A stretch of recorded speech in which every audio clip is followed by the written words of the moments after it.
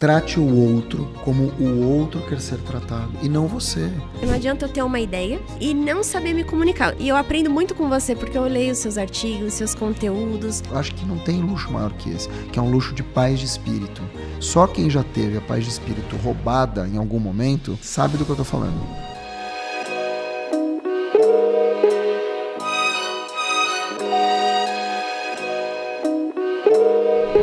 Olá, pessoal! E hoje nós estamos em mais um episódio do Luxo Concreto e hoje eu vou confessar uma coisa para vocês. Eu estou completamente nervosa porque eu estou aqui com um mestre de comunicação e que desafio para mim entrevistar uma pessoa que eu admiro e que eu acompanho há tanto tempo nas redes sociais, no posicionamento, como referência. E eu estava olhando aqui, gente, o que eu escrevi só de uma pequena bio porque eu vou pedir para ele se apresentar.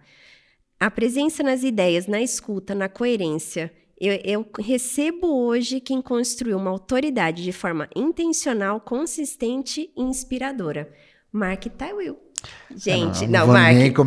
Como é que eu vou desmentir Sofia Martins? E eu vou falar uma coisa. Gente, assim, tem tanta coisa aqui. Você foi o primeiro brasileiro a ser top voice no Brasil em 2016. Verdade. Com mais de 500 mil de seguidor no LinkedIn, que é altamente para ser mais difícil. Preciso, 576 mil.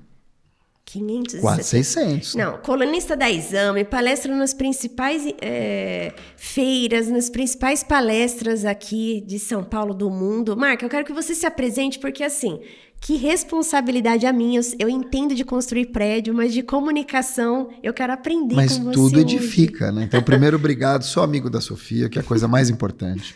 Obrigada. E estou muito tocado de estar aqui, muito feliz. Eu sei que não é fácil fazer uma curadoria. A gente deixa muita gente boa de fora, muita gente querida. Então, estou muito feliz de estar aqui, dividindo esse momento com você. E toda a recíproca é verdadeira, você sabe disso. Sim. Aliás, a gente está super atrasado, porque a gente ficou falando uma hora aqui Fez sobre um podcast tudo antes. que não foi gravado. Sim. Mas assim, papel principal na vida, ser pai da Cora, Sim. que tem 11 anos, do Josh, que tem 10, vai fazer 10, tem 9, e do Vira-Lata Wood, que tem 12. Ai, que E graça. aí, nas horas vagas, como você bem citou, eu tenho 4 frentes de atuação.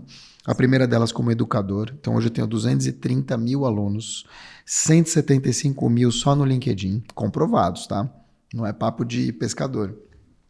Tem uma frente de CMO as a Service.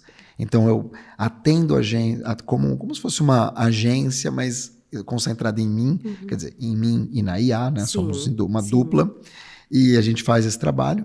Então, tem uma frente de palestras e treinamentos, e tem uma frente de mentorias para executivas e executivos, empreendedoras e empreendedores. Então, a minha divisão é em 4 frentes, mas na essência estrategista de comunicação. E eu venho do jornalismo. Então, eu trabalhei na Jovem Pan, na Band News, no Jornal da Tarde, na Rádio Globo, no Estadão. Então, sou velho, né? Resumindo, não, Mark, quando chega nessa na idade... nossa melhor idade, Mark. Eu coloquei aqui, eu estava olhando algumas curiosidades, né? E assim, eu fico abismada com toda a sua jornada, porque para mim a comunicação é o que é de mais importante, porque não adianta eu ter uma ideia. E você é uma grande comunicadora. E não saber me comunicar. Concordo. E eu aprendo muito com você, porque eu leio seus artigos, seus conteúdos. Fico honrado. Porque às vezes a forma como eu quero explicar uma coisa, eu fico, será que a pessoa ela tá entendendo o que eu tô falando? Tá, porque você me deu uma aula aqui agora há pouco sobre as 243 coisas que você faz. e é muito... Para mim é muito inacreditável, no bom sentido, disso vir de uma advogada. Sim, é isso? É isso. Então, a minha primeira formação. Não é de uma engenheira técnica. Eu até perguntei se você era engenheira, né? Porque muita gente me pergunta. É claro, para construir casa, prédio e entender tanto de real estate no Brasil, em Singapura, em Dubai, nos Estados Unidos, você precisa ter uma visão além do alcance. Então, eu acho muito admirável. Ainda mais sendo uma mulher num mercado tão masculinizado. E eu falo que masculinizado principalmente nas cadeiras onde estamos. Porque uma coisa em vendas, eu vejo um posicionamento muito grande de mulher, mas em posicionamento de liderança, não tanto, porque o direito passava de pai para filho. Verdade. De terras. Verdade. Então hoje, principalmente em grandes cadeiras, se você pegar o direito da mulher, tem 100 anos. Agora, uma dúvida. Isso acontece só no Brasil ou é internacional? No Brasil, a gente vê uma crescente né? Em passos lentos, mas uma crescente muito importante. Agora, na Ásia, por exemplo, é muito mais difícil. Masculinizado. Muito mais. Muito mais. Se você... Dubai nem se fala, né? Porque é Emirado Árabe. Sim. Né? A parte assim, Dubai, Ásia, aí a pessoa ela vai entender realmente como você precisa ser muito boa para estar ali sendo uma mulher, sendo uma pessoa sul-americana. Latina, claro. E aí você vai precisar mostrar e comprovar muito. Então, eu falo muito isso para as mulheres, que não é o desafio, né? O que acontece ali com a gente, é como a gente reage. Então, eu sempre entendi cultura, sempre entro respeitando muito a cultura, mas mostrando como que pode ser o meu olhar naquilo ali. Então, assim, muito eu entrei no mercado da Ásia, que foi extremamente difícil. E até em conselhos que eu faço hoje, Marco, eu falo, às vezes assim, pessoal, vocês estão me pagando para ouvir a minha opinião. Então, se não faz sentido, vamos voltar e revisitar? Porque tem muito cliente, isso acontece comigo, acontece com todo mundo, que a pessoa te paga, mas ela quer fazer o teu trabalho. Sim. Ela te paga para querer te ensinar, entre aspas, né? E aí, quando você está na alta escala e de pessoas que é dificílimo ouvir a mulher mesmo, porque é cultural. E aí você começa a entender. Por isso que eu vejo que a comunicação ela é muito importante. E quando eu vejo algum problema, eu tento entender mais, fazer perguntas mais assertivas, porque geralmente vem da ignorância. Exatamente. Então, ali no fundo, eu vou dar uma puxada e eu vejo assim, vamos resolver isso daqui, porque não está claro. Eu vejo que o valor da pergunta hoje, até por conta da inteligência artificial, a inteligência artificial, ela chega num momento... Não sei se eu estou derrubando sua pauta, espero que não. Não. Mas ela chega num momento que é esse momento de disrupção e que ela já tem hoje, mais ou menos, 150 de QI. Você é muito inteligente, deve ter uns 130. Eu devo ter uns 100. Não, Marco. A IA tem uns 155. Hoje, eu perguntei para o ChatGPT, 155. Eu perguntei, ninguém me falou. E daqui a 3 anos ela vai ter 1000. Então não é mais sobre aquilo que eu sei, é sobre como eu me adapto àquilo que eu não sei. Sim. Esse é o ponto. Inclusive tem um termo que foi falado por um grande futurista, que é sócio de uma brasileira, a Michelle Schneider, o nome dele é Ian B. Craft, e ele fala isso. Existe um fluxo de competências. Ou seja, as competências vêm e vão o tempo todo. E a nossa autoridade, que durava 20 anos, hoje dura 3. Então, o mundo é sobre fazer melhores perguntas. Somos nós e as máquinas, nós e as pessoas, e não o ou. E aí parte exatamente desse teu lugar, que é o quê? Eu não vou expor, eu não vou ficar contestando, eu não vou ficar ensinando marmanjo a trabalhar. Mas no momento que eu faço uma pergunta, eu estou tentando extrair de uma pessoa ou da máquina aquilo que ela pode me oferecer. A máquina vai fazer isso. Agora, se a pessoa não tiver consistência e ela não tiver maturidade suficiente, ela vai acabar expondo uma vulnerabilidade dela. E aí quem fez a pergunta sai melhor. Para você, Mark, como esse comunicador, o que você considera pilares importantes para executivos? Hoje a nossa audiência ela tem muito incorporador, construtor, vendedor do mercado imobiliário. Perfeito. O que você considera pilar que você vê que são coisas que acontecem de muito erro? Sabe? Que eu entrei no mercado imobiliário pelo erro de atendimento. Como que você enxerga isso? Uma das grandes virtudes que eu vejo, você já tem. E não é puxando saco, vocês vão perceber aí. Quando eu começo a falar, você para. Sim. E quando eu falo alguma coisa, você devolve prestando atenção no que eu falei. Isso chama escuta ativa. Não é ouvir, é escutar, processar e devolver aquilo que foi perguntado. Então, a escuta é o superpoder da comunicação. A escuta é o grande poder. Por quê? Se você, e você sabe disso, quer fazer um projeto, você tem que escutar as pessoas. Eu acabei de voltar da Amazônia. E eu acabei de escrever um artigo para Exame falando disso. A Amazônia tem uma IA especial que eu chamo de inteligência ancestral. IA, que é escutar a floresta, que é escutar as pessoas, que é escutar o ecossistema. E eu vejo que as pessoas não fazem isso. Então você que é uma mulher que trabalha com outras mulheres, como é que você cria um projeto para a mulher? Sim. Escutando as dores delas, é óbvio, ou deveria ser. Então a escuta, ela é um superpoder que a gente não usa, que a gente não aplica, que a gente não leva em consideração. A pessoa está falando, a gente está o tempo todo tentando cortar e vender a nossa história. Então, primeiro pilar, escuta. Segundo pilar, aquilo que você também comentou, que é clareza para você construir um raciocínio, para se fazer entender.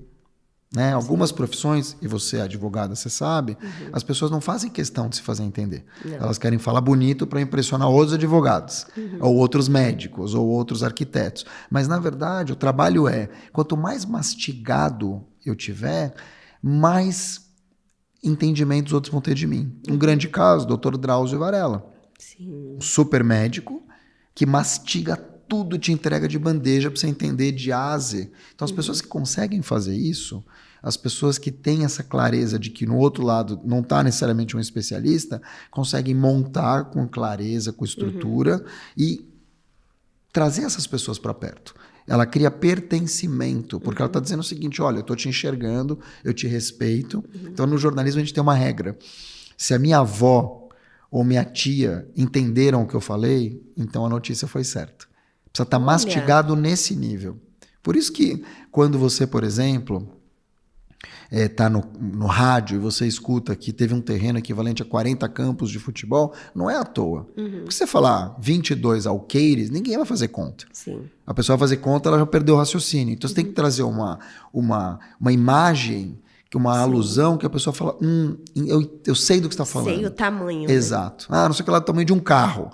Por quê? Para facilitar o entendimento. Então, o bom comunicador, a boa comunicadora, são pessoas que trazem o outro para a conversa, que protagonizam o outro, que escutam, que têm clareza na hora de falar, que têm respeito. E aí, coisas novas que a gente não falava tanto, que é a empatia. Sim. Então, assim, eu estou numa sala, tem uma mulher grávida, ou gestante, ou estou numa sala, tem uma pessoa mais idosa, ou uma pessoa com deficiência.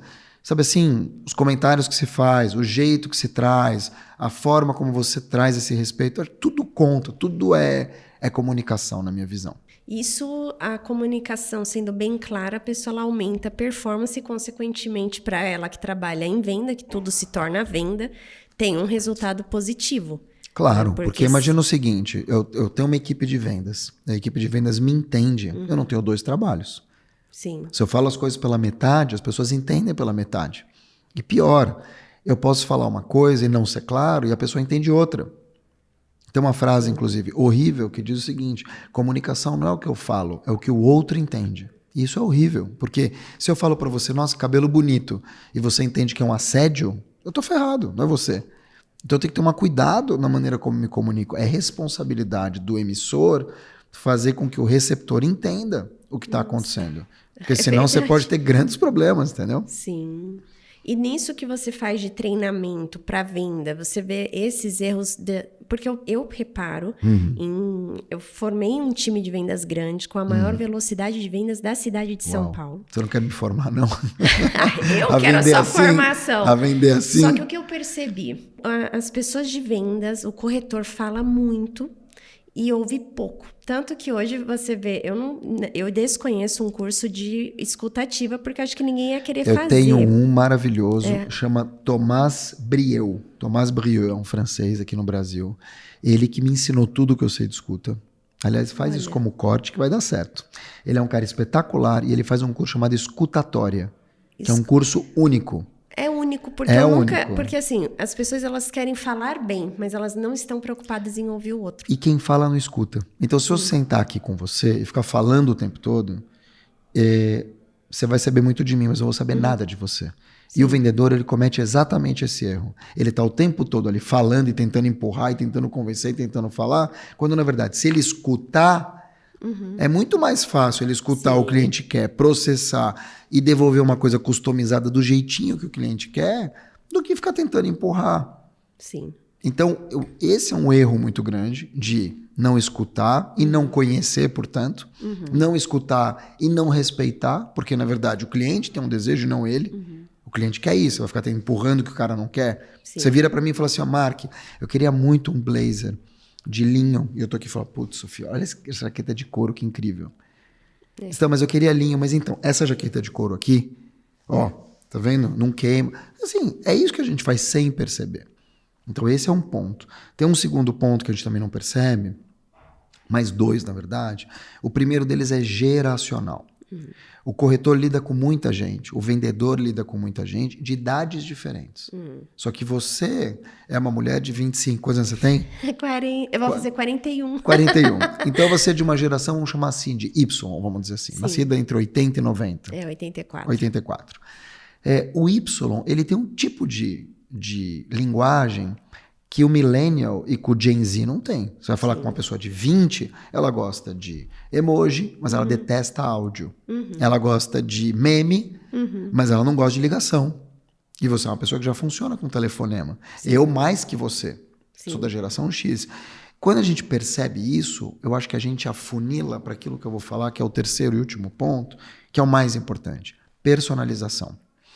Quanto mais a gente entender que a comunicação atual é sobre escuta, respeito, empatia, contexto, mas acima de tudo, personalização, eu vou tratar a Sofia Martins como ela quer ser tratada. Sim. E não como eu trataria uma outra pessoa. Sim. Porque, pensa comigo, se eu entro numa sala e digo, olha, eu vou fazer meu curso de comunicação, tem 20 pessoas, 10 vão gostar, que já é muito. 8 vão comprar, ou 5, porque é assim, né? Agora, se eu descubro o que cada pessoa quer, o que vai realmente fitar com cada pessoa, e crio um curso ultra específico que eu responda para cada pessoa qual é a dor dela, eu vou vender 80%. Por quê? Porque eu estou te respondendo exatamente aquilo que é a tua dor. Se eu viro para você e falo assim, Sofia, vem no meu consultório, você fala assim, Marco, eu queria colocar um botox, e eu falo, incrível, vamos cortar esse cabelo então? Entende? É assim que a gente faz com as pessoas o tempo todo. E as pessoas não percebem que Não estão fazendo percebem, isso. porque elas não personalizam, porque elas não escutam, porque elas não processam. Então, segredo das borboletas. Conversou, escutou, anotou, processou, pensou, faz uma devolutiva daquilo que estão te pedindo. A pessoa só quer se sentir escutada. Se você vira para mim e fala, olha, eu quero um apartamento silencioso, e eu viro para você depois de 2 dias e eu falo assim, encontrei o que você queria, um apartamento silencioso, que tem isso é uma coisa. Mas se eu virar para você falar que eu quero um apartamento silencioso, tá na frente, te levo na frente da linha do trem, e falo, não, isso aqui tem janela anti-ruído. Acabou. É assim que as pessoas fazem, elas empurram. Sim. Uma das coisas, quando eu entrei no mercado imobiliário, foi porque eu não gostava de corretor. Eu já tinha tido problema em 3 compras de apartamentos para mim. Tá. Justamente por isso. Falei, então eu vou tirar minha certificação para eu ser minha corretora. Você acredita? Caramba. Então, uma das coisas que eu treino... Você fundou o Quinto Andar? Não, tô brincando. Quando eu pego e eu falo isso pro corretor e eu entrei, a primeira coisa que eu ouvi foi uma asneira muito grande, que foi assim, Sofia, atende como você gostaria de ser atendido. Eu nunca ouvi tanta besteira. É exatamente o contrário do que eu te falei. Como o Mark quer ser atendido Exatamente. É diferente da Sofia, é diferente do Samuel, é diferente da Sofia. Ótimo que você pescou isso. E aí eu falei, não, imagina se eu atender, eu sou uma pessoa prática, por exemplo, eu sou uma pessoa que eu não gosto de shopping, eu compro tudo online já para facilitar tempo, não gosto de ficar andando pro aleatório, sabe assim? Imagina se eu atender uma pessoa que ela quer o detalhe e gosta daquilo ali. Não pode ser como a Sofia. Não pode, exatamente. Não pode. Gente, assim, trate o outro como o outro quer ser tratado e não você. Sim. Não tem sentido. E outra, a gente comete esse erro, você está falando assim, de atender uma mulher para mulher Marisa, né? Sim. Mas, já pensou, eu homem, falando das minhas coisas masculinas, energia masculina, tal, querendo te vender alguma coisa com a minha pegada, não tem sentido. Não tem a visão. Agora, eu vou te falar. Isso acontece também nos relacionamentos. Isso não é só vendedor e corretor e administrador e advogado e tal. Isso acontece no dia a dia. Sim. Mulheres não se sentem escutadas pelos homens e vice-versa. Sim. Então essa conversa ela é mais profunda. Pais não escutam filhos, filhos não escutam pais. A escuta ela tem essa característica. Quando você é uma boa ouvinte na vida, você vira um bom vendedor. E, de novo, ninguém nasce ouvindo. Isso é uma questão de prática. Quer dizer, as pessoas nascem ouvindo muitas vezes. Mas talvez não escutando ativamente. E é uma questão de treino. O que é treino de escuta? Primeiro... Como faz? Como que faz?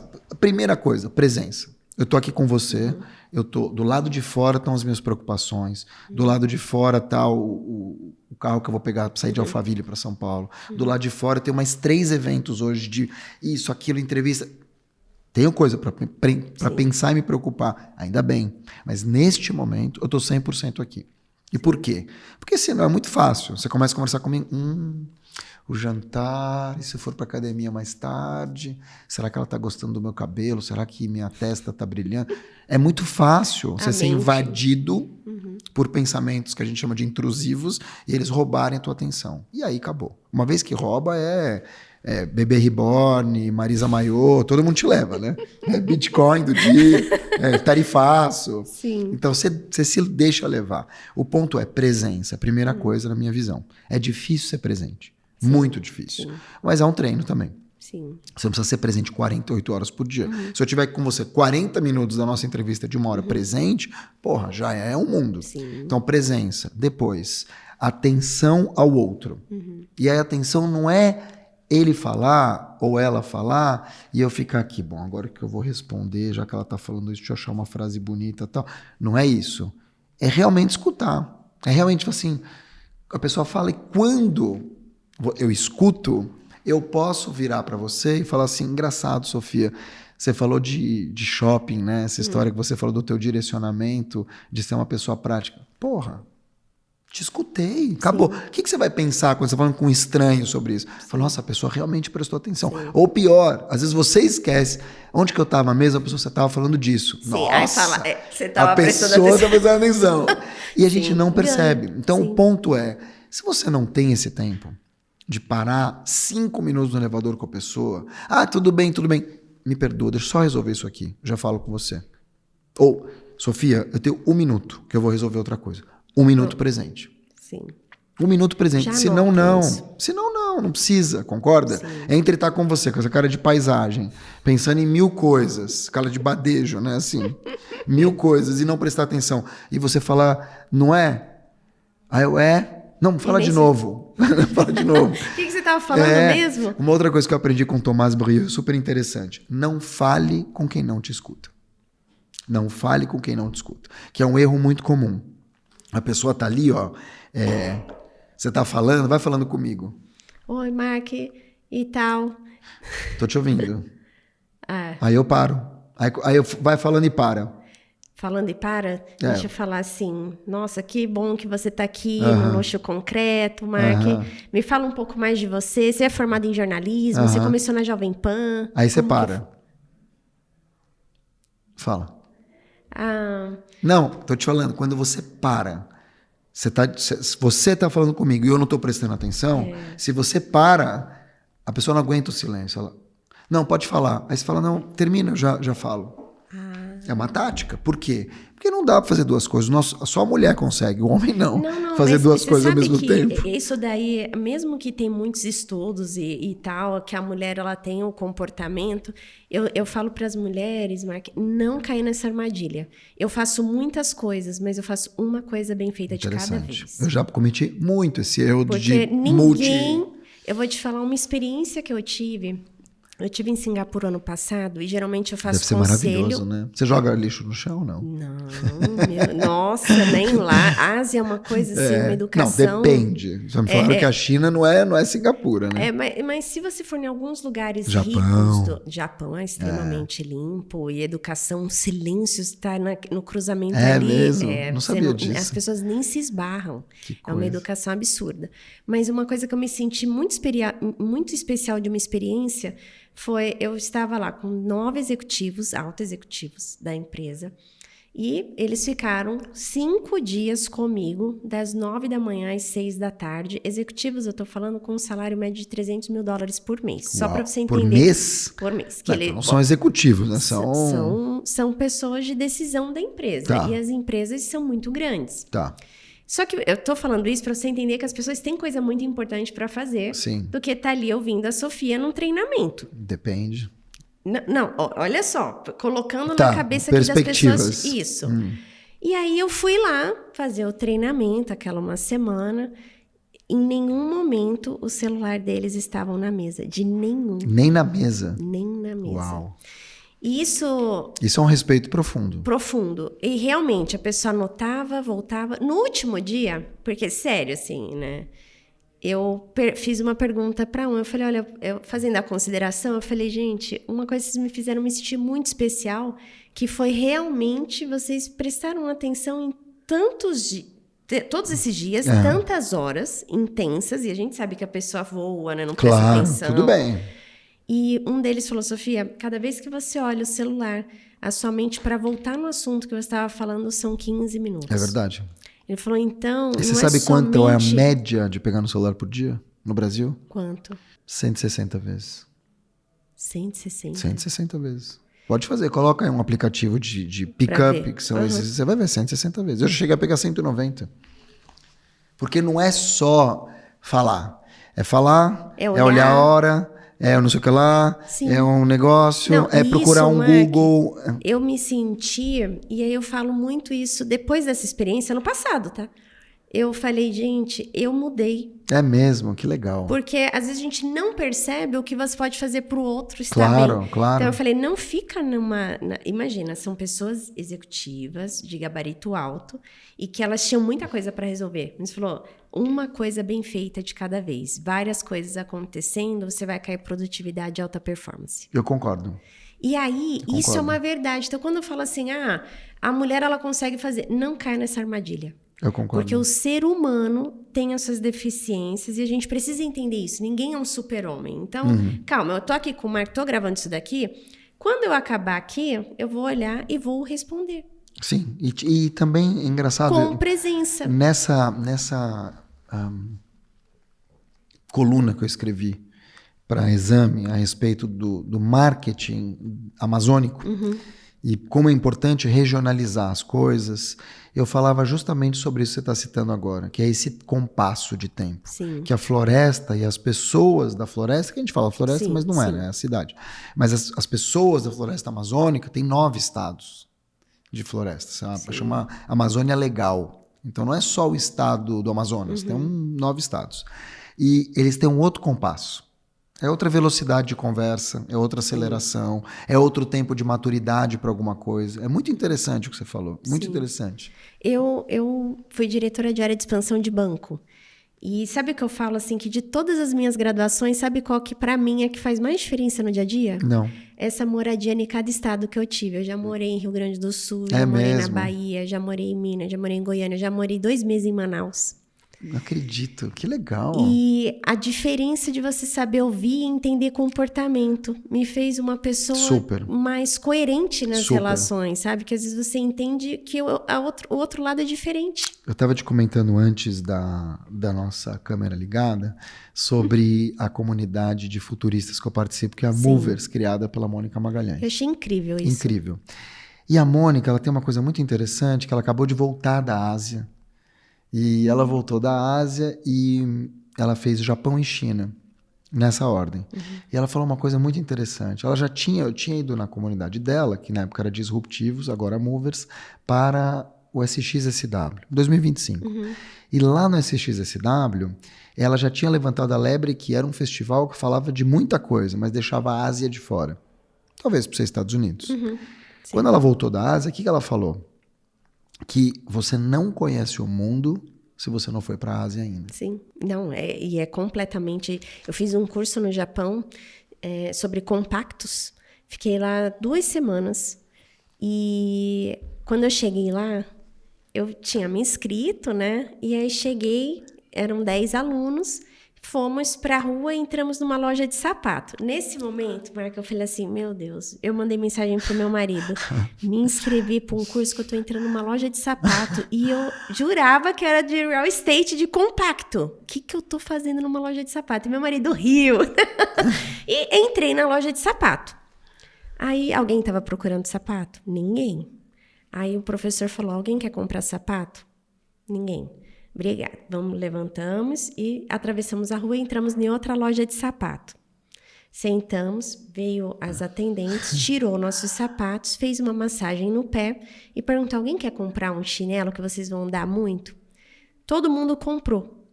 Todo mundo. Era o dinheiro do Japão... Iene. Tem uma desvalorização muito grande, né? Sim. Então era baratinho. E aí... Quando saiu, o professor falou, agora a gente vai começar a falar de mercado imobiliário.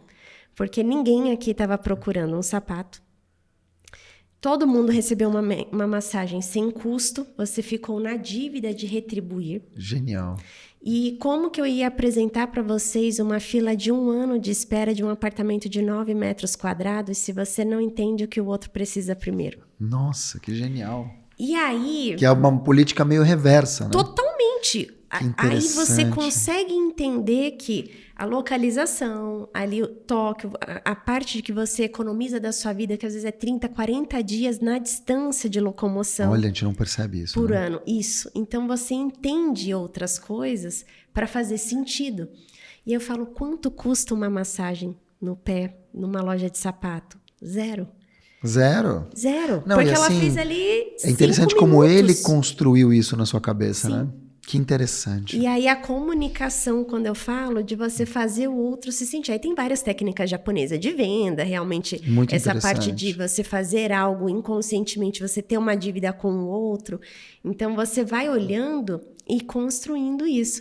Então quando a gente entende a Ásia, quando você fala assim, olha, tem que entender para conhecer o mundo, é uma verdade, porque é completamente diferente. É, deve ser muito incrível. É E incrível. eu vejo que tem essas, cada vez mais a gente tem oportunidade, Sim. graças a ela e pessoas como você, que estão trazendo isso para o Brasil e levando empresários também para essas missões. Acho que uma das coisas muito incríveis que a internet fez é justamente pulverizar essas fronteiras. Agora, existe uma questão geracional também. Sim. Porque você tem a Sofia de 40 anos, que é Y. Sim. Depois você tem os millennials, nascidos Sim. entre 90 e 2000. Millennials vêm com a internet. E eles já vêm com esse shift de propósito, causas e tal. Depois tem geração Z, que é desapego. Mobilidade, os caras têm o celular na mão, nasceram entre 2000 e 2010. Roupa larga, não quero apego. E aí você tem agora trabalhando os alfas. Entre 2010 e 2020 já estão trabalhando. Como? Nasceu em 2010, está trabalhando. Jovem aprendiz. Sim. Tem 15 anos hoje. Youtubers, esportistas, Verdade. pastores, coaches em Alphaville. Não, e isso que você está falando e trazendo Então é um muito ponto geracional, só para importante. te dizer isso, é muito geracional também essa questão de eu aprender. Imagina, poder estudar numa universidade lá fora, aqui do Brasil, era uma coisa impensável, era muito caro. Hoje em dia você tem curso gratuito de inglês, você aprende mandarim, enfim, você tem oportunidades que você não tinha antes. Verdade. Então esse olhar, na minha visão, ele é muito, muito importante. Sabe uma coisa, uma estratégia que eu fiz e que eles aderiram no conselho na Ásia? Eu solicitei que em todos os conselhos eu tivesse uma pessoa para ouvir somente como escuta ativa de cada geração. Ai, que interessante isso. Nunca Como tinha ouvido escuta falar. ativa. E eu coloquei um subtítulo como os advogados da reunião. Que máximo. Porque eu quero... porque uma pessoa Mas neutra... como que funciona? A pessoa... Como funciona assim? Eu pego os funcionários... Tá. Funcionário de áreas totalmente apartadas, que não tem uma parcialidade em decisão naquilo ali. Porque ninguém ouviria também de você chegar numa reunião séria.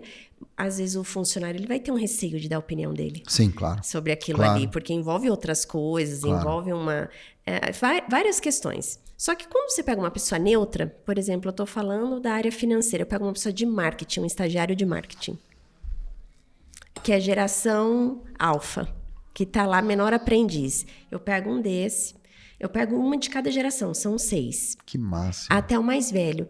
E é incrível, eles têm que fazer um relatório, eles não vão falar na reunião, no conselho. Nossa, e que eles ideia vão incrível. colocar... Estou viajando aqui. E eles vão colocar para mim como que eles veem aquela situação. Então, eu vou te dar uma... Quer dizer, 6 perspectivas de um Sim. mesmo problema. E aí eu não quero... Eles não vão falar nada, eles são os advogados daquilo ali. A pessoa numa idade mais avançada, ela tem uma análise de crise extremamente importante. Claro, porque ela já viveu várias, que eu vou né? pensar em coisas que eu não estava olhando. É verdade.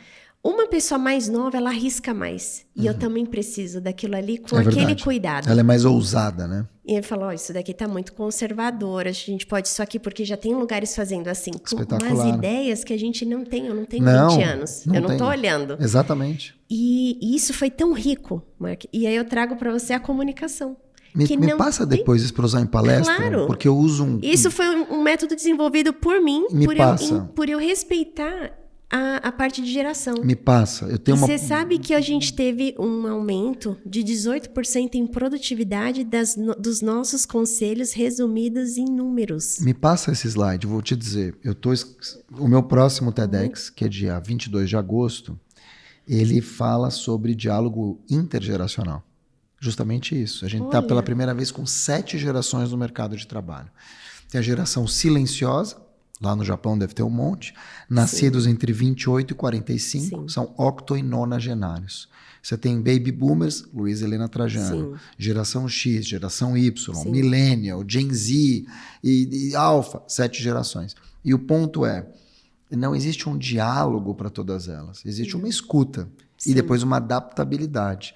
Então eu usava um case, que é um case da BMW, que é diferente do teu, que é juntar na planta, na indústria, a pessoa mais velha com a pessoa mais nova. Por quê? Porque o mais velho não tem paciência para repassar tudo que aprendeu, e o mais novo não tem tempo nem paciência para ficar absorvendo.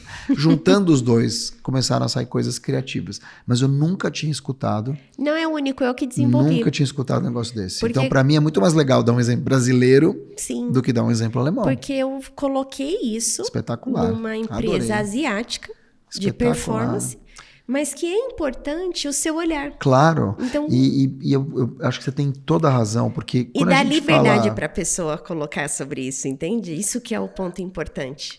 Que é na verdade, que é o sinal máximo de respeito. Sim. Porque quando a pessoa ela é mais velha, por que a gente divide em gerações? Tem hábitos e tal, mas também tem uma coisa que as pessoas não levam em consideração, que é a vivência. Sim. Alguém de 70 anos viu o homem chegar à Lua, que naquele momento era o que havia. Sim. Alguém que tem meio que a nossa idade, ou um pouco menos, viveu uma coisa que ninguém nunca mais vai viver, espero que não, Sim. que é a pandemia. Sim. Né? Assim, é um divisor verdade. de águas. Pessoas que viram a internet nascer, pessoas que já nasceram com a internet. Sim. Então tem coisas no mundo que vão acontecendo e que marcam gerações. Você falou dessa questão da crise.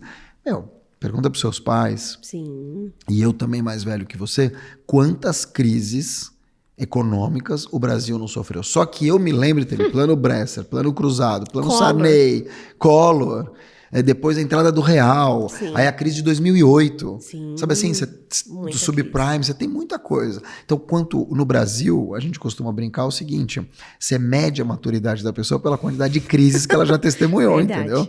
Então, incríveis. Adorei. E eu via, e por que eu pensei isso? Justamente porque eu estava numa reunião e eu presto muita atenção no comportamento. E você vê pessoas mais maduras, por exemplo, você está numa Tô reunião muito maduro? de não comunicação. Não me empurra na velhice. Tá? Pessoas maduras que nem de 70 anos que nem você. Não, imagina você na comunicação, sua Sim. área que você estuda isso todos os dias, você é mestre nisso. Você pega um estagiário que está no primeiro semestre de faculdade. Você tem um outro olhar para conversar com ele. Só que, às vezes, ele vai ficar inibido de falar com você, às vezes, uma ideia que é muito legal, que vai ter que ter uma maturação sua para aquilo parar de pé. Perfeito. Porque ele vem com um robô, como que isso operacionaliza? Quanto custa? Quanto tempo? Isso ele não sabe direito, mas a ideia é muito boa. E eu leio muita autobiografia. Adoro também. E quando você vê, você vai reparar que as pessoas bilionárias, geralmente a ideia não foi delas, elas executaram bem uma ideia de alguém. Eu concordo. Em partes. Não em partes não, só estou tentando puxar como trazer isso para essa história. Eu concordo, e aí existe uma coisa que a gente precisa entender, que é o etarismo reverso. Uma coisa é o etarismo de um menino de 15, 17, 21, ou uma menina, olhar para alguém mais velho e falar, nossa, que ideia, que velho. Mas também existe o etarismo reverso, que é olhar para o mais novo e falar, o que você tem de idade, eu tenho de experiência. E eu acho que essas pessoas que você está citando são justamente as pessoas que não têm esse preconceito. Sim. Que elas são C-level e conseguem olhar para o estagiário ou para a estagiária e falar, peguei, vai virar meu próximo diretor aqui. Pega os dados, Facebook, os Sim. irmãos McDonald's, a ideia foi de quem executou. Você falou do Facebook, eu estava lendo ontem que o meu xará Mark Zuckerberg, ele está contratando um menino de 24 anos que ele queria pagar 600 milhões, com M, 600 milhões para poder ser o chefe de AI de um projeto que ele está criando. O menino não aceitou. Ele dobrou a oferta. O menino vai ganhar 1,2 ou 1,4 bilhão para poder fazer esse trabalho. Com 24 anos. Com 24 anos. E assim, não queria, tá? Não queria, mas ele convenceu. Por quê? Porque o Zuckerberg está montando um time de super inteligência artificial. Uma espécie de mesão, que nem esse aqui, com as maiores cabeças do mundo, porque é o futuro. Sim. Então não é uma questão de idade, é uma questão de... Porque, de novo, a nossa autoridade, lembra que eu falei do EMB Craft, do fluxo de competências? Não é mais sobre aquilo que eu sei. Você acha que o Mark Zuckerberg, que é um monstro, apesar de jovem, não sabe? Sabe, mas tem coisa que ele não sabe. Sim. Então como é que ele se adapta àquilo que ele não sabe se ele não tem tempo de parar e ficar gerindo ChatGPT? Ele vai chamar alguém que sabe. Então é muito interessante a tua ideia, porque acho que casa exatamente com esse momento do mundo. E eu olhando esse comportamento, eu falei, bom, é importante, porque quem não sabe, geralmente não sabe que não sabe. Você não sabe que você está atrasado. Excelente. Essa é a grande inteligência. Aquilo que tá no risco, você sabe o que você não sabe, você sabe... Não, você sabe o que você sabe. Sim. Você sabe aquilo que você não sabe. Sim. Mas existe um campo obscuro que é você não sabe aquilo que você não sabe, que é até onde você pode chegar. Sim. Que é aquela história de testar limites que você não... Sabe aquela força que você nem sabe que tinha? Sim. E, Mark, assim, uma curiosidade minha. Sim. Sofia é fã do Mark. Você ainda tem aquele frio na barriga para palestrar? Como que você se prepara? Que dica que você daria para quem está iniciando a falar com grandes públicos, pontos importantes? É assim, muito menos do que eu tinha, obviamente. Mas eu só acho... Eu fiquei sabendo neste podcast que você não anda de moto. Apesar de pular de paraquedas. Sim, eu tenho muito medo. Tá certo. Eu também tive um acidente de moto. Eu não contei pra minha mãe que eu tinha comprado uma moto. Menti pra minha mãe. Tô falando depois de velho, tá? Foi em 2012. E aí tive um acidente de moto, machuquei o joelho. Até hoje faço fisioterapia. Onde que eu quero chegar? Você só cai de moto quando você acha que você aprendeu a andar. Sabe aquela falsa segurança de, não, eu sei tudo e agora eu vou entrar nessa e tá tudo bem. Esse é o grande erro das pessoas. Elas acreditarem que elas chegaram lá, ou elas acreditarem que elas são imbatíveis, né? A gente tem inúmeros exemplos de pessoas que passaram por muitas dificuldades, mesmo sendo gigantes. O Whindersson Nunes, que é um cara brilhante, um cara que começou no fundo do quarto, hoje tem 100 milhões de seguidores, tem dinheiro, tem tudo, e mesmo assim passa por dificuldades. Sim. Então a gente tem exemplos de pessoas incríveis que têm seus momentos. Por que eu estou te dizendo tudo isso? Porque para mim tá mais do que claro, e eu esqueci a tua pergunta, vamos ver se você está prestando atenção. Não, eu estou prestando. Se hoje, eu queria que você desse dicas para quem está começando a palestrar. Lembrei. Olha o exemplo claro da pessoa que está prestando atenção. Não, lembrei. Ele já está colocando aqui em xeque, tá vendo? É que eu fui dando uma contextualizada. Mas, e o que você hoje coloca, né? Que você sente frio na barriga. Porque isso, eu estava falando disso. Para palestra... falar em público, né? É o primeiro medo da pessoa. Gente, né? Posso falar? Eu fui dar uma volta para explicar exatamente isso.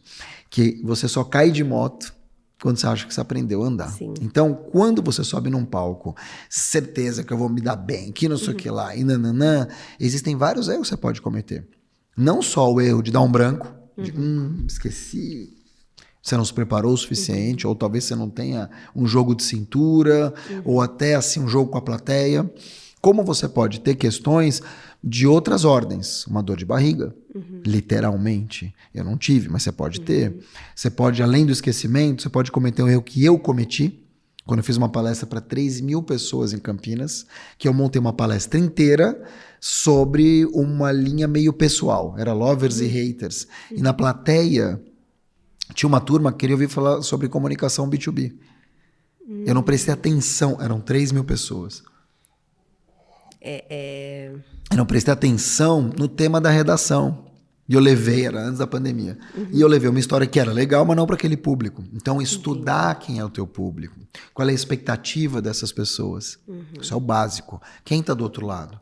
São mulheres, são homens. Então eu fiz uma palestra agora em Manaus. Eu levei exemplos amazônicos. Para quê? Para dar liga.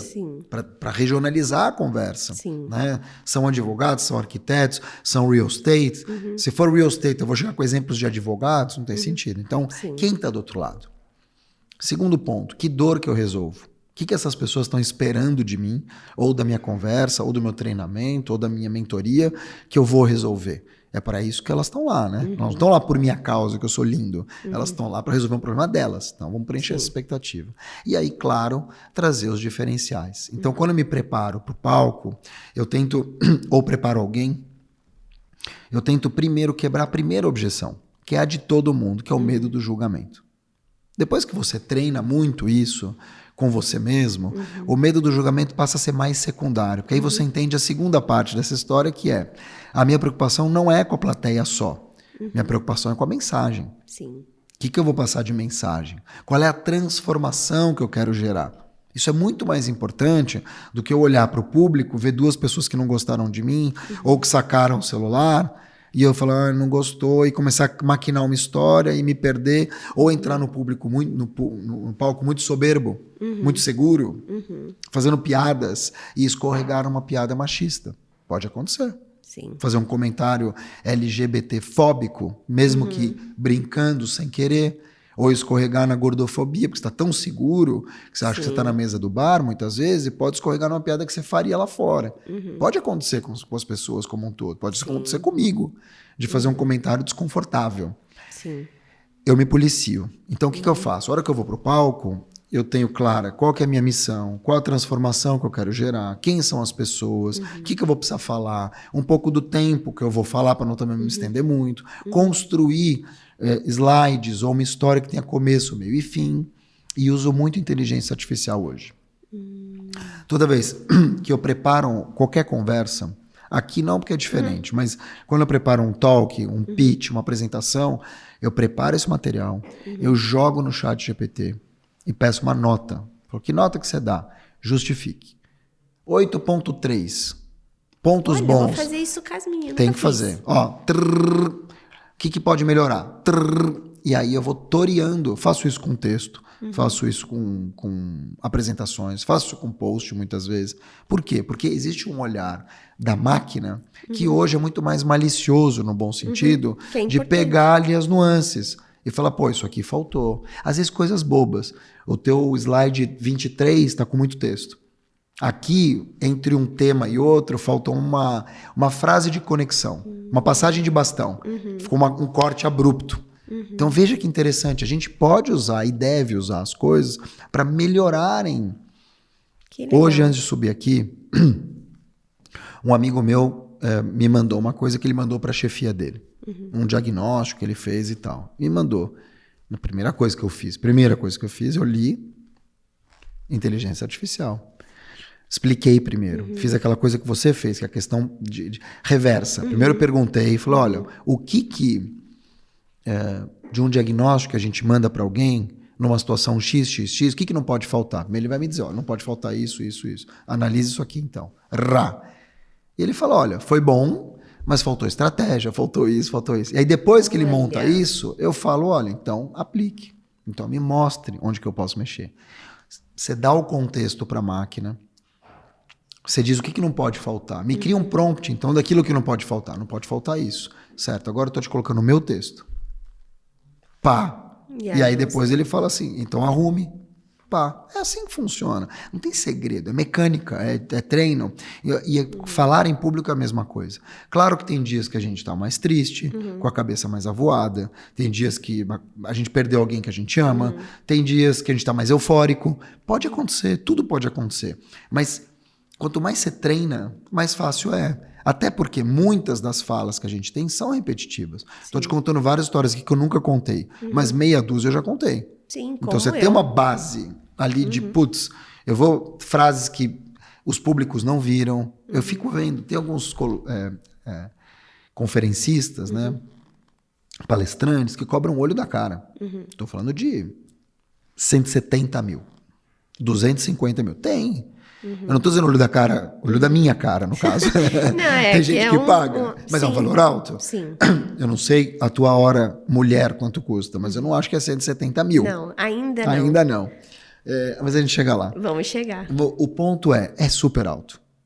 E essas pessoas, muitas vezes, fazem a mesma palestra há muitos anos. E eu fico me questionando, falo, cara, ela está fazendo essa mesma conversa há 2, 3 anos. O que acontece? O Brasil é tão grande. Tem tantos públicos que nunca viram essa história, que nunca ouviram, que você pode se dar esse direito. Você não precisa mudar o tempo todo. E aí você vai criando um treino. Então, na primeira, na segunda, na 23ª vez que você fala de olho fechado. Sim. Entende? E eu acho que o ponto é, quando você tem muito treino e você tem excelentes palestrantes, que eu não vou citar nomes, óbvio, porque são pessoas que não vou ficar fazendo diferenciação entre um e outro. Mas são excelentes palestrantes, são pessoas que estão muito treinadas. Acima de tudo, elas são muito treinadas. Se você... Lógico que você pode pegar e tomar um 4-0 no campo, mas treino é treino, jogo é jogo. Mas quanto mais treinado você tiver, certamente você vai passar menos vergonha. Sim. Porque as pessoas veem o teu esforço, elas viram que você pelo menos tentou, que você tentou se recuperar aqui. É diferente de alguém que entra soberbo. Então acho que o ponto é, do palco, assim como tudo que você faz na vida, é treino. É assim, você mostrar que você se preparou. Tem uma frase de uma pessoa que começou ontem, que é o Bernardinho, que diz o seguinte: tá com medo, vai com medo mesmo, calma. Ele tem um adendo. Tá com medo, vai com medo mesmo, mas vai preparado. Tá com medo, vai com medo mesmo, mas vai preparado. E o vai preparado do Bernardinho muda tudo. Muda tudo. Tudo. Porque é aquela coisa de você não achar que é pela sorte, né? A sorte encontra quem tá se preparando, não tem jeito, né? Não, eu achei incrível. E eu tô analisando aqui porque eu estou aprendendo para uma aplicação. Claro. Não, mas você, gente, assim, conversar com a Sofia Martins, vocês estão vendo que a mão dela tá aqui embaixo, ela já tá criando a própria IA. Ela já tá mexendo na gente. É o famoso Sofia GPT. Não, mas é porque eu vejo, assim, o quanto é importante, eu uso muito a inteligência artificial. Sim, que bom. Mas não nesse nível da minha apresentação, por exemplo. Imagina, minha filha. Então, isso é importante, porque...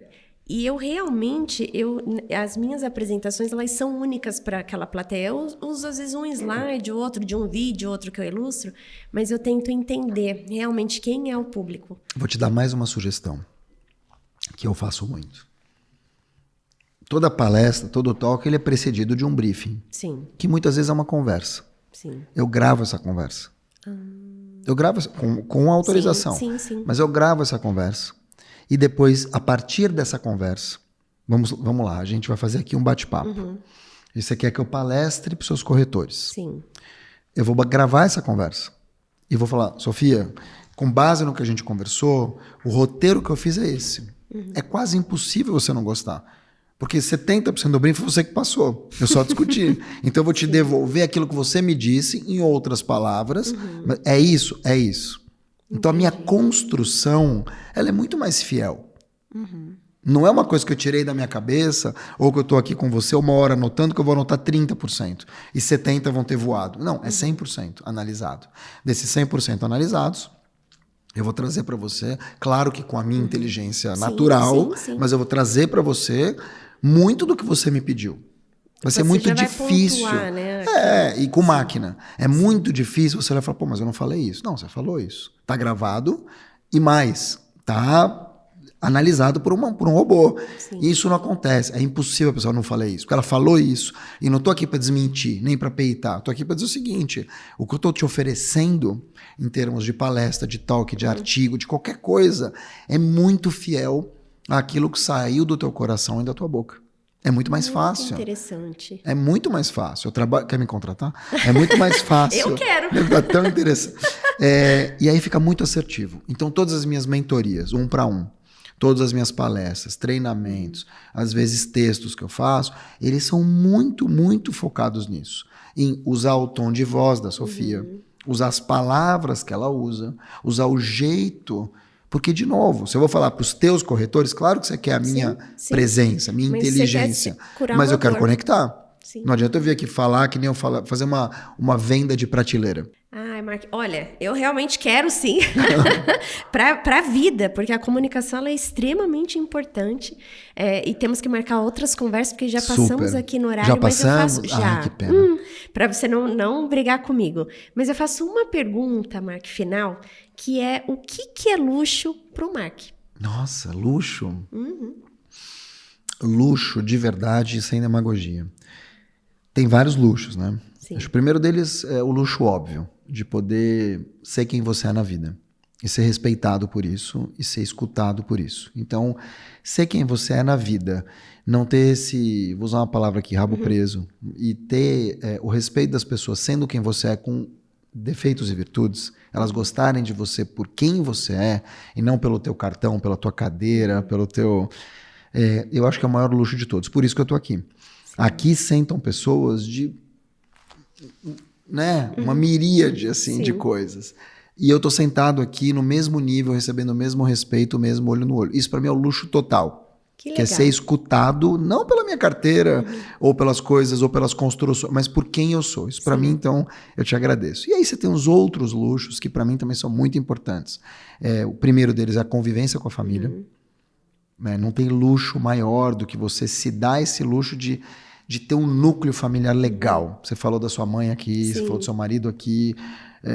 Então, para mim, isso é muito importante, é o mais importante. E eu acho que tem um luxo também, que é poder chegar num lugar na vida, no trabalho, que te permite respirar. Sim. E essa permissão de respirar, ela vem com muito trabalho, mas também com uma remuneração melhor e também com uma questão de horários melhores.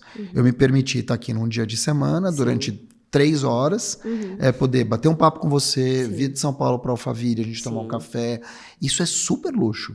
Porque quando você não tem esse luxo, as pessoas fazem o quê? Elas compram tua agenda, elas compram teu horário. Então, o que é comprar o teu horário? Você vai fazer o que eu pedi durante aquelas 8, 10 horas. E eu me permiti, com altos e baixos, com dificuldades que eu tenho muitas vezes, mas também com muitas alegrias, de não ter isso. Eu me dou esse presente de poder fazer o que eu quero, entre aspas, na hora que eu quero. Eu faço a minha agenda, que pode ser muito bom naquele mês e não tão bom no outro. Mas é uma escolha que eu fiz. Então, hoje eu vivo de acordo com as minhas escolhas. Eu banco as minhas escolhas, né? Esse é meu luxo. Eu vivo do jeito que eu quero. E o meu compromisso, além dos meus filhos, da minha mãe, da minha irmã, é com o meu travesseiro. Então, eu durmo tranquilo. Eu posso acertar e se eu errar eu vou voltar atrás, mas eu durmo tranquilo. Acho que não tem luxo maior que esse, que é um luxo de paz de espírito. Só quem já teve a paz de espírito roubada em algum momento sabe do que eu estou falando. Se você perdeu a paz de espírito por qualquer motivo, financeiro, familiar, educacional, qualquer coisa, doença, se você perdeu isso, não tem dinheiro que pague. Sim, eu aprendo muito com o que é luxo, porque por isso o nome, né, luxo concreto, porque o luxo ele é completamente diferente do que somente o dinheiro, do que as pessoas rotulam hoje, né? Você olha em rede social hoje e o quanto que é rico e que bom eu aprender sobre luxo. E Mark, para quem quer falar mais com você, entender mais do seu trabalho, te contratar, porque já é o ponto aqui, como que te acha? Luxo. A gente vai deixar aqui todas as suas redes sociais também, como que fazemos para continuar conversando com o Mark? Bom, primeiro eu queria te agradecer, dizer que eu estou muito feliz, que eu me senti realmente, para mim é muito, eu acho que tem aqui 2 palavras excelentes, que é luxo e concretude, né? Luxo da gente poder ter se dar esse luxo, de se conhecer, a gente já se falava muito, mas de ter essa energia, a energia não mente, e essa concretude, porque é lógico que é lindo rede social, é maravilhoso você ter seguidor, mas ter muito seguidor é que nem ser rico no banco imobiliário. O ponto é isso aqui, ó, olho no olho, sentir energia, conversar com as pessoas, isso é a realidade. É a realidade, é vida real. Então eu sou muito feliz por isso. Isso para mim é muito concreto, né? Vida real. Então acho que tem 2 coisas aqui. As pessoas me encontram na TV Globo, no Jornal Nacional. Não, tô brincando. As pessoas me encontram em qualquer rede social. Eu ia dar meu e-mail, mas assim, de novo, meu e-mail é mark@tawil.com.br, mas em todas as redes sociais como @marktawil, tudo junto. Não, e para você que não segue, siga, porque conteúdo de valor para aprender. Espero que sim, né? Você que tá falando, não tô muito, falando nada. sabe por quê? Não, e é real, porque eu sou uma pessoa muito crítica. Porque assim como eu faço a dieta para minha alimentação, as pessoas elas têm que fazer dieta do que elas leem, do que elas escutam. Exatamente. Alimentos da alma. Porque eu tenho a responsabilidade daquilo que eu estou passando. Concordo, então, 200%. Eu consumo conteúdo de quem eu vejo essa responsabilidade. E parabéns que você tem essa responsabilidade. Que bom. Fico feliz que você veja dessa forma. E quando você aplica o que você aprende, quando eu aplico, por exemplo, eu assisti a sua palestra no Confesse, e como que você elaborou ali para um público que é o meu público, público que eu atuo Nossa, todo dia. no dia anterior tinha 5 mil, tinha mais 7 mil pessoas ao mesmo tempo. Nossa, eu achei incrível. E eu não, falei mas foi assim, incrível. No quando meu você dia falou, seguinte eu tinha 1000. assisti. Não, você falou, eu assisti. Eu falei, meu Deus, Claro ainda bem que eu não assisti. sabia. Porque pra mim, de verdade, você é um fenômeno. Obrigada, e eu fico muito encantado de ver isso. Porque a gente falou daqui no começo. É um mercado masculinizado. Você é uma mulher nova. Sim. Sabe assim, você começou lá de trás, Sim. só você sabe o que você passou. A jornada. E as pessoas te adoram. Então é muito bom. legal ver isso materializado na tua frente. Mas uma coisa que você falou que para mim é uma premissa é você ter essa simplicidade e não arrogância. Então Faz muita diferença. Toda a diferença, na verdade. Eu me coloco muito assim, eu não sou uma palestrante, eu vou compartilhar aquilo que eu vivo. Então, o eu lugar gosto de aprender com quem é, para olhar. E eu estava assistindo a sua palestra e eu vi o cuidado que você se preparou para os exemplos que você deu, Sim, que isso é quem muito vive, importante, né? Eu muito falei, importante. nossa, que é uma pessoa que você viaja e faz tantas palestras. Então, parabéns. Eu acho Obrigado, que isso é muito fico importante para quem está aqui, do nosso segmento, de outros, o quanto agrega mesmo no valor feliz. de aplicabilidade. Aliás, eu vou dar uma dica final. Sim. A inteligência artificial é maestrina nisso. Toda vez que você for preparar alguma coisa, descobre quem está do outro lado, cria exemplos, traz exemplos. Você está numa cidade, fala um pouco da gastronomia, fala um pouco do luxo daquela cidade, das construções, busca exemplos históricos, busca exemplo de pessoas que venham daquela cidade ou daquele lugar. Porque isso cria identificação. Verdade. A palavra é rapport, né? Rapport em francês é rapporter, que é trazer. Você está trazendo a pessoa para perto de você. Isso é super importante. Não tem sentido eu ir numa palestra para mulheres e mães, ou ir numa palestra de negritude e usar exemplo de pessoas brancas. Não faz sentido. Eu tenho que criar identificação com o público. E, claro, me colocando no meu lugar. Sim. Se eu sou uma pessoa branca, então eu tenho que usar exemplos como aliado e não me colocar como uma pessoa preta. Sim. Isso tudo é sensibilidade e o outro percebe. Mas eu ia pedir para você dar a palavra final de uma mensagem do Mark para quem ou está começando na comunicação, porque é algo que as pessoas às vezes passam por tanta dificuldade. E eu vou te falar, Mark, eu sou uma pessoa introspectiva. Jura? Muito. Jura? Muito. E quando eu faço... Muito? Sério? Mas eu falo isso para as pessoas o quanto é desenvolvido. Tudo é desenvolvido quando queremos. Então, hoje, assim, há muitos anos, eu sou uma pessoa que se eu entrar num lugar e sair, eu vou ser a pessoa que eu opto por estar mais quieta, presto mais atenção. Entendi.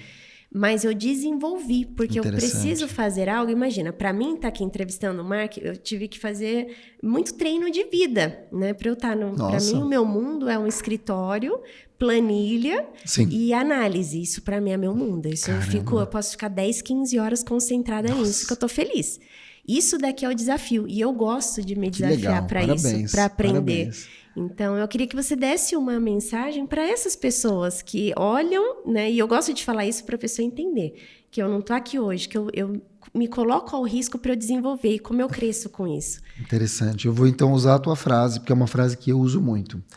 Muito se fala, e você vai escutar muito isso, que a maior constante, né? Ou seja, a maior constante é a mudança. Tudo que a gente sabe que vai acontecer é que vai mudar. E eu vejo diferente, eu falo isso. A minha maior constante não é a mudança, a minha maior constante é o desafio. Eu preciso me sentir desafiado a ser melhor, a ter outras conversas, a sentar numa mesa e saber do que os outros estão falando. Porque isso vai me trazer curiosidade, vontade de aprender, ler sobre biografias, ler sobre pessoas, saber como é que funciona o pessoal que mora na floresta, mas também mora no Japão.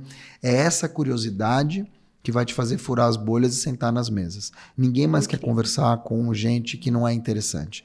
Então, use o que ela está dizendo aqui, que é o desafio. E desafio não é você nadar 1.500 quilômetros ou subir o Everest. Desafio é ser 1% melhor todos os dias. Mark, que incrível. E para você, eu vou deixar aqui as redes sociais do Mark, aí eu faço aqui o jabá, curte, compartilha, encaminha, faz tudo que você quiser que precisa fazer para chegar esse conteúdo a mais pessoas. E, Mark, muito obrigada. E até o nosso próximo episódio, que eu vou fazer mais convites para a gente falar de mais temas aqui. Por favor. Muito obrigado. Obrigado, gente. Tchau, tchau.